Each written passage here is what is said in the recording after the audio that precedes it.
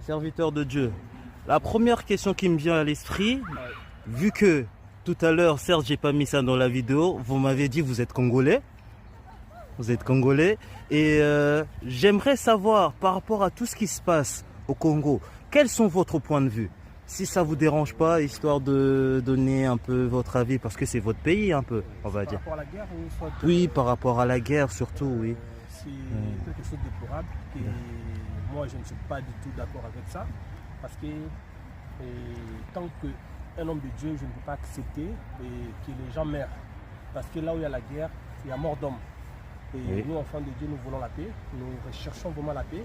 Et nous, comme on est là, ce que moi je peux dire à nos politiciens, c'est de chercher la paix.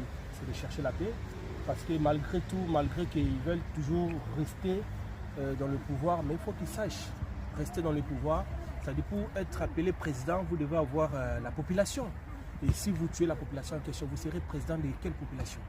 Donc moi je pense que la paix c'est une meilleure chose que nos politiciens et nous aussi, hommes de Dieu, on doit chercher des voies et moyens pour aider la RD Congo de s'en sortir de la situation qui a déjà pris beaucoup de temps, plus de 30 ans, et ça fait trop mal parce qu'il y a les gens qui meurent et nous voulons la paix parce que comme ici en France, nous sommes ici et malgré les guerres qui s'étaient passées entre la France et l'Allemagne, mais jusqu'à aujourd'hui, il n'y a plus de la guerre. Donc si vous parlez par exemple à un Français, vous proposez la guerre. Aucun blanc peut accepter cela parce qu'ils le savent.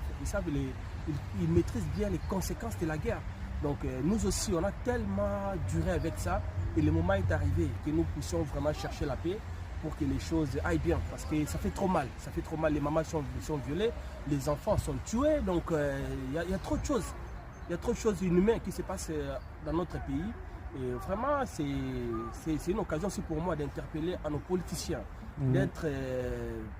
d'avoir le cœur d'hommes, de ne pas seulement voir leurs intérêts, non.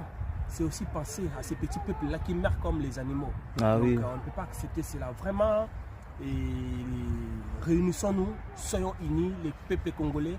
De partout, je sais que non, vous allez me suivre. Restons unis, soyons unis, ayons un même esprit. Et Dieu il va se manifester même en Israël. Au moment, à chaque fois que les enfants d'Israël ils étaient menacés, de temps en temps, Dieu envoyait toujours une seule personne.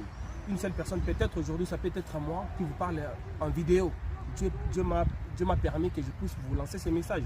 Restons unis parce qu'avec l'union fait la force. Parce que Amen. Si nous retournons dans la Bible, la force de la tour de Babel, c'était l'unité.